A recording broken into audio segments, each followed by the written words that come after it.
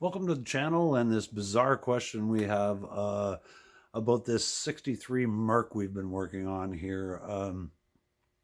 Most things when you take them apart are pretty self-explanatory if you've been taking cars apart for a long time. But we came across this one part of the car that really almost looks like an afterthought that Ford had when it came to putting these convertibles together. So I'm just going to show you what it is, and maybe somebody worked in the plant back in the day. This is 63. This was built in Oakville, Ontario, which isn't too far from us. It's close to Toronto. And this is our question. The wheel tubs in the back of this car, I'm going to switch this. Normally the wheel tubs are round in shape, but on this car, if you can see there, it looks like the top of it is kind of pounded down. I'm guessing that originally a car that you can see how my hand follows it downward here. This is normally a nice kind of semicircle. I'll put the top up so you can even see better.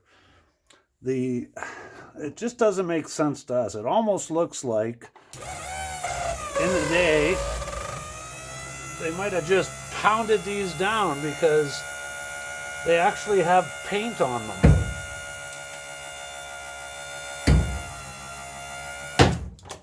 Okay, so that part, yeah, there we go, it's a little stuck. Okay, so now you can really see this wheel tub here. It's nicely painted on top, so it doesn't look like it was done after the fact. But normally the wheel tub is nice and round, and I'm guessing on a hard top, that would be up and underneath the deck.